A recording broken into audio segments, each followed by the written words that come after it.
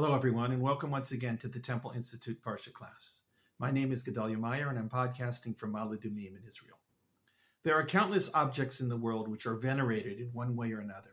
One of those curious and universal practices amongst human beings is to treasure some particular thing due to its importance in some manner in the past. It may be nothing more than a very personal heirloom or a little reminder of a special occasion or achievement. Wedding rings are excellent examples of this, as are old sets of dishes or furniture from a loved ancestor. These are unique to the individuals involved and rarely have any effect on anybody who doesn't share their experience. Then there are objects which go beyond personal experiences and reach into community or even national levels. These might include things like crown jewels or important foundational documents. They might commemorate great events of the past, such as victories or celebrations or collective achievements. These things tend to have tremendous value and might get auctioned off occasionally for considerable amounts of money. Some attain such great value that those who venerate them would never even think of selling them, no matter what price they could fetch. They are simply too precious to part with. When it comes to groups that are not restricted by the limits of borders and locality, things reach an even greater level. These tend to be religious, since religious beliefs have proven to be one of the most effective ways of bonding people of different backgrounds and different areas together. Religious relics are about as numerous as there are religions. To some degree, it is part and parcel of a religion to have immensely valued objects to venerate. Owing to their almost limitless religious worth, the only word that can capture the veneration shown to these things is holy. This indefinable quality expresses the essence of what it means for something to reach the celestial level that it could be said to be worshipped. Christianity is loaded with these sorts of things. They range from local relics to universal treasures. Islam has its share of these, but it tends to limit them to a certain degree, owing to a fear of idolatry. Eastern religions have them also, though they are not as well known outside of their regions or their groups. It is probably a characteristic of almost all religions to have such things, being as the collective history of the religions and the tendencies of human nature demand that there be concrete evidence of the beliefs that define the religion. Judaism is certainly no exception to this. Religious family heirlooms are common in Jewish homes. Every synagogue is almost guaranteed at least one of these, with the requirement to have a Torah scroll as the focal point of the services. Synagogues are all, to one degree or another, copies of the ancient Jewish or Israelite temples that stood in Jerusalem between 2,000 and 3,000 years ago.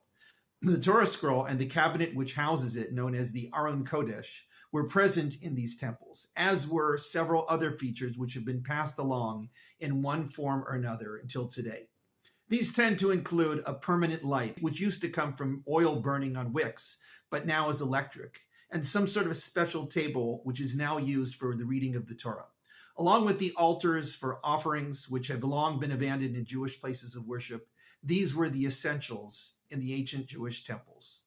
The temples themselves were copies of an earlier shrine. This, of course, was the Mishkan, or tabernacle, which was erected for close to 400 years in the central town of Shiloh, about 50 kilometers north of Jerusalem.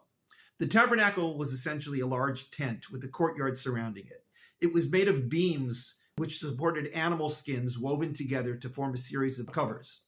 The tabernacle was fairly large, about 50 meters long and about 25 meters wide. The temples were somewhat larger versions of this tabernacle, though the relative dimensions were more or less the same. The temples in the tabernacle were divided into two sections: an outer room in which almost all the ceremonies were conducted, and an inner room which was rarely entered. The outer room took up about 2/3 of the total area. It contained a total of 3 objects: the large oil lamp which provided all of the light in the room, a table on which to place the ritual bread that was changed every week, and an altar for incense. It might seem strange that a room larger than a professional basketball court would contain only these 3 objects, but such was the case. The inner room housed even less. Its sole occupant was the Ark, known since biblical times as the Ark of the Covenant. There was absolutely nothing else in this inner room. The Ark itself was not very large, about 4 feet by 3 feet, but there were poles permanently attached to its sides that extended the entire width of the inner room. The ark was clearly the core and focal point of the whole tabernacle, although for most of its history, it was only seen by one single person in the world.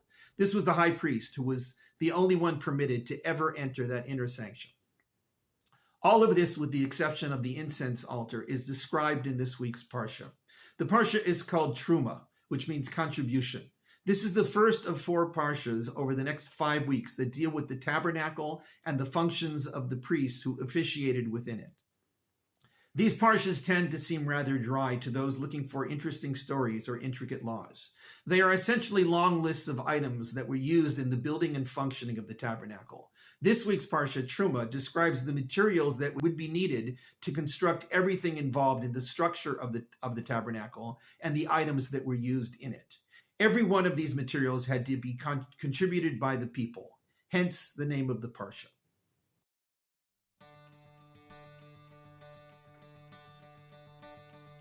This week we read Parashat Terumah, in which Hashem says to Moshe, "Speak to the children of Israel and have them take for me an offering. From every person whose heart is inspired with generosity, have them take for me an offering." Thus begins the story of the building of the tabernacle in the wilderness. Today, we are intent on building the Holy Temple here in Jerusalem, and we still are calling on people to open up your hearts with generosity and be part of this historic and prophetic mission to rebuild the Holy Temple here in Jerusalem for the benefit of all mankind. For my house shall be called a house of prayer for all nations. Please donate to the Temple Institute and help us together make this happen. Thank you.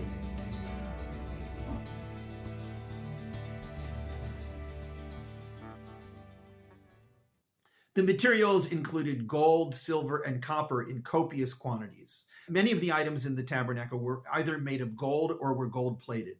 The elaborate candelabra was made purely of hardened gold. The ark was gold-plated both on its inside and its outside. The table was gold-plated and had a rim made of gold.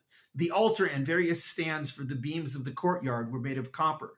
Silver was used for various hoops and connectors and for the bases of the beams in the tabernacle. There was a considerable amount of wool used to weave some of the coverings of the tabernacle and the curtains used to partition between the inner and outer rooms and between the tabernacle and the courtyard. Other coverings were made of various animal skins. There were 3 layers of coverings over the tabernacle, making it both waterproof and very dark. A lot of wood was needed for the beams, which supported both the tabernacle and the courtyard. Some of the beams had to be quite long, with the longest being a central crossbar that extended the entire length of the tabernacle. Along with all of this were the various items used in the functioning of the tabernacle. This included oil for the lamp, spices for the oil used to anoint all of the items and furniture used in the tabernacle, incense to be burned on the altar, and various precious stones to be used in the garments of the high priest. All of these items required enormous contributions from the people who were to build it.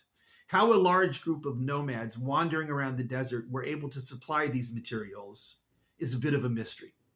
Getting back to that ark, which was really the central purpose of all of this, it was relatively small and unimpressive. It was essentially a cabinet with 4 sides, a bottom, and a rather elaborate lid. This lid was made of gold with the rim surrounding it. On the top of the cover were 2 images of cherubs hammered out of the gold of the cover itself. Thus, it was all one piece of gold made into this complex shape on a flat surface, a rim, angelic statues on the top. The cherubs faced one another and were somehow the place where God would commune with the Israelites, speaking to them from between the cherubs. The tabernacle itself disappeared from biblical Israel when the first temple was built around 3,000 years ago. Nobody knows what happened to it. It simply vanished and was rarely mentioned again in the Bible. The only relics of the tabernacle are the items that were in it. Of these, the only one that could never be replaced by a substitute is the Ark of the Covenant. The Ark went from the tabernacle to the first temple, where it was again placed as the sole occupant of the inner chamber, to be visited only by the high priest. Sometime in late First Temple history, the ark itself vanished and has never been seen again.